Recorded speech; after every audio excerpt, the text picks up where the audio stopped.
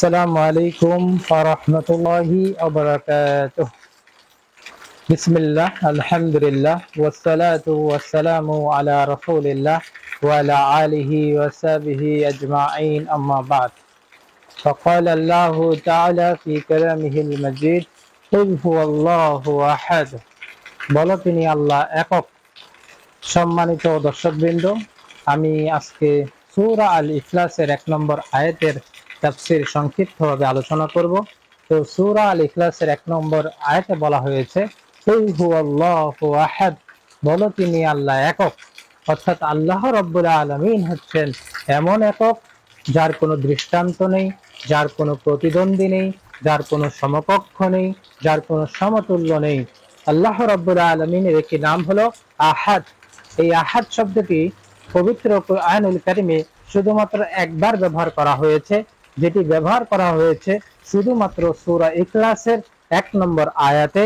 যে আয়াতটির তাফসীর আজকে আমি করব, কুল হুয়াল্লাহু আহাদ, বলো তিনি আল্লাহ একক।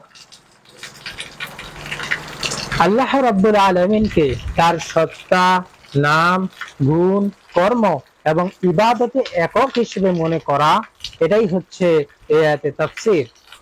যেমন আল্লাহ রাব্বুল আলামিন বলেন কাতাবা রাব্বুকুম আলা নাফসিহির রাহমাতা, তোমাদের রব নিজের নফসের প্রতি দয়া রহমত করাকে অবধারিত করে নিয়েছেন। অর্থাৎ আল্লাহ রাব্বুল আলামিন তার সত্তার ক্ষেত্রে একক। অর্থাৎ কোনো ব্যক্তি যদি আল্লাহর সত্তাকে অস্বীকার করে তাহলে সে যেমন শিরক করে, ঠিক তেমনি ভাবে আল্লাহর সত্তার সাথে যদি কেউ কোনো কিছুকে অংশীদার করে তারপরেও কিন্তু সেটা শিরক হয়ে যাবে। তো আল্লাহ রাব্বুল আলামিন তার নামের ক্ষেত্রেও একক। আল্লাহ রাব্বুল আলামিনের অসংখ্য অগণিত নাম রয়েছে। আল্লাহ রাব্বুল আলামিন বলেন সূরা বনী ইসরাঈল সূরা নম্বর 17 আয়াত নম্বর 110, উরিদুল্লাহ ওয়াদুর রাহমান আইয়াম্মা তাদউ ফালাহুল আসমাউল হুসনা, তোমরা আল্লাহ নামে ডাকো বা রহমান, তোমরা যে নামেই ডাকো সকল সুন্দর নাম তো তারই। সূরা তোহা সূরা নম্বর 20 আয়াত নম্বর 8 মহান আল্লাহ বলেন আল্লাহু লা ইলাহা ইল্লা হুয়া লাহুল আসমাউল হুসনা, আল্লাহ তিনি ব্যতীত সত্যিকারের কোনো ইলাহ নেই, সব সৌন্দর্যমণ্ডিত নাম তারই। যেমন আল্লাহ রাব্বুল আলামিনের নাম হলো সামি, সর্বশ্রোতা, বাসীর, সর্বদ্রষ্টা।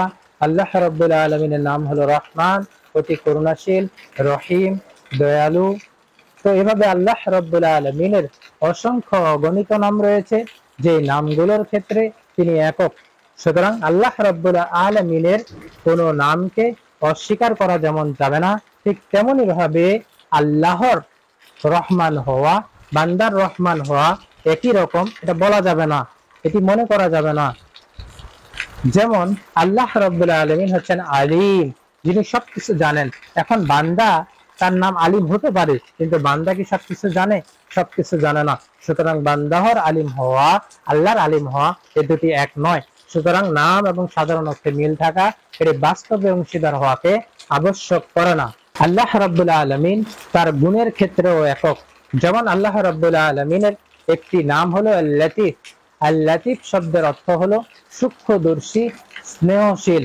অর্থাৎ আপনার অন্তরে যেটা চলে এটা হুবহু আপনি যেভাবে অনুভব করতে পারেন, ঠিক তেমনি ভাবে আল্লাহ রাব্বুল আলামিন অনুভব করতে পারেন। এটা হচ্ছে আল্লাহ রাব্বুল আলামিনের একটি গুণ।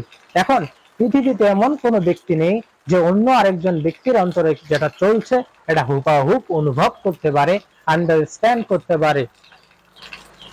পৃথিবীর কোনো সৃষ্টি নেই, শুধুমাত্র আল্লাহ রাব্বুল আলামিন এর রয়েছে। তিনি হলেন স্রষ্টা, আমরা হলাম সৃষ্টি। স্রষ্টার সাথে সৃষ্টির কোনো তুলনা হয় না। যেমন আল্লাহ রাব্বুল আলামিন সামি এবং বাসীর, ইন্নাল্লাহা কানা সামিয়াম বাসীর, নিশ্চয় আল্লাহ তাআলা সবকিছু শুনেন এবং দেখেন। সূরা ইনসান সূরা নম্বর 76 আয়াত নম্বর 2 মহান আল্লাহ বলেন আমি মানুষকে সৃষ্টি করেছি মিশ্র শুক্রবিন্দু থেকে, এভাবে যে তাকে পরীক্ষা করব, অতঃপর তাকে করে দিয়েছি শ্রবণ এবং দৃষ্টিশক্তি সম্পন্ন, সামি এবং বাসীর। তাহলে কি আল্লাহর সামি এবং বাসীর হওয়া, বান্দার সামি এবং বাসীর হওয়া, এই দুইটা কি একই রকম বোঝাচ্ছে? যে না, আল্লাহ রাব্বুল আলামিন যে সামি, তিনি সবকিছু শুনতে পান, কিন্তু বান্দা সবকিছু শুনতে পায় না। আল্লাহ রাব্বুল আলামিন হচ্ছেন বাসির, তিনি সবকিছু দেখতে পান, কিন্তু বান্দা তারা সবকিছু দেখতে পায় না। আল্লাহর দৃষ্টির বাইরে কোনো কিছু নেই, কিন্তু মানুষের দৃষ্টির বাইরে অনেক কিছুই রয়েছে। আল্লাহ রাব্বুল আলামিন এই জগতের সব কিছুর খবর রাখেন, কিন্তু বান্দা এই জগতের সবকিছুর খবর রাখতে পারে না। সুতরাং এই দুটি এক জিনিস নয়। আল্লাহ রাব্বুল আলামিন তার কর্মের ক্ষেত্রেও একক। যেমন আল্লাহ বলেন বাদিউস সামাওয়াতি ওয়াল আরদ, আর তিনি আসমান সমূহ ও জমিনের সৃষ্টিকর্তা। এই যে সৃষ্টি করা, এটা হচ্ছে আল্লাহ রাব্বুল আলামিনের কর্ম। এখন মানুষ কি কোনো কিছু সৃষ্টি করতে পারে? মানুষ কি নাথিং থেকে সামথিং করতে পারে? কোনো কিছু নাই থেকে কোনো কিছু করতে পারে?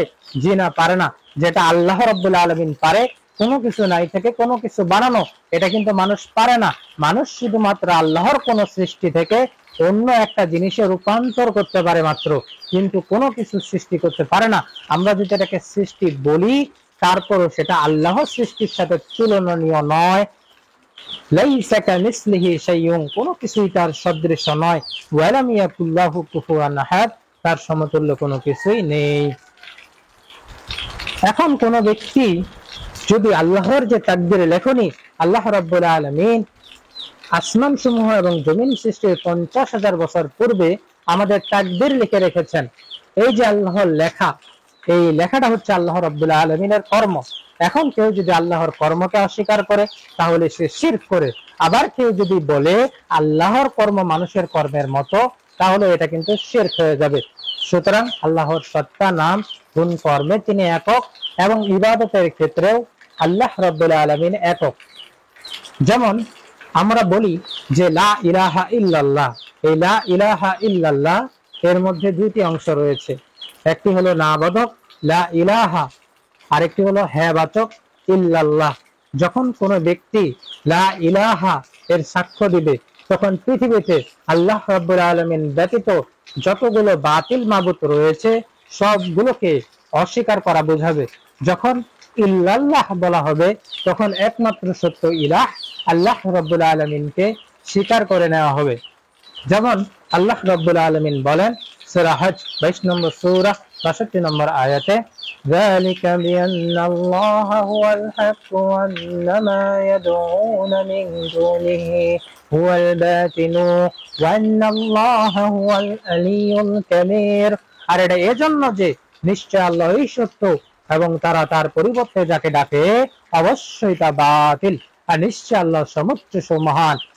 আল্লাহ রাব্বুল আলামিন তিনি ব্যতীত তাদেরকে ইলাহ হিসেবে গ্রহণ করা হয়েছে, সেই সবগুলোকে তিনি বাতিল বলে ঘোষণা দিয়েছেন, এবং তিনি বলেছেন তিনি একমাত্র হক। ইলাহ বলতে কি বোঝানো হয়? ইলাহ বলতে বোঝানো হয় যার ইবাদত করা হয়, অর্থাৎ যার ইবাদত করা হয় তাকে বলা হয় ইলাহ। যেমন হিন্দুরা মূর্তির গাছের ইবাদত করে, তাহলে মূর্তি এবং গাছ হচ্ছে তাদের ইলাহ। যারা খ্রিস্টান তারা যিশুর ইবাদত করে, তাহলে যিশু হচ্ছে তাদের ইলাহ।